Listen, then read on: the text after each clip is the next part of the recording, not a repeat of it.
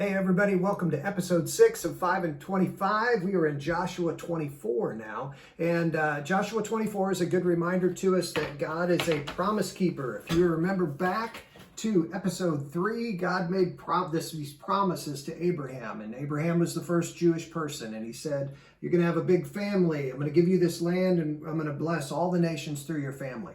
Now, as we pick up the story in Joshua, so a lot of time has gone by over that time, and even since our last chapter, a whole generation has gone on. There's a whole new generation. There's been over 40 years that have gone by, and God's promise here that he was going to give Abraham's a big family, it's happened. There is a big family. And now, even though the people have been slaves in Egypt, now God has moved them back into the land. And he does it in a lot of creative ways, as you'll discover as you read through this chapter. Now, this promise of blessing all the nations through his family hasn't happened yet, but we're going to watch that develop over future chapters that we're going to look at as God brings Jesus through this nation, and he blesses all nations by dying on the cross for them. So that's coming. So God's a promise keeper.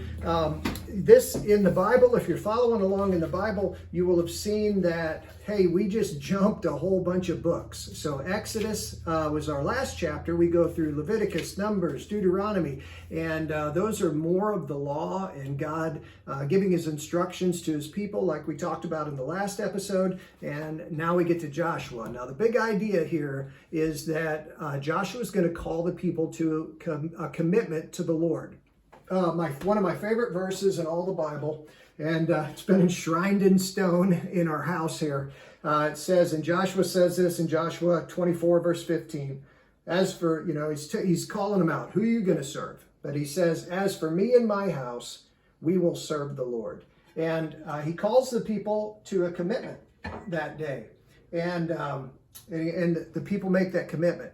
And one of the things we want everyone to understand is that there's still a call to commitment. And for 3,400 years, that call to commitment has still been out there. My wife and I have committed our home and our lives to the Lord, and lots of families in the Harrisburg community have done the same. And we just want you to know that that invitation still stands, and we'd like to encourage you to make a commitment to the Lord. Now, as we get ready to travel into the next chapter, one of the other things that stands out is, like, when I read this chapter, I'm thinking, wow, I want to be on God's side. And it reminds me of a verse that we're going to have in one of the future episodes that says, if God is for us, who can be against us? And we're going to see that principle illustrated in our next chapter in the next episode. So I hope you'll join us. Thanks, and God bless.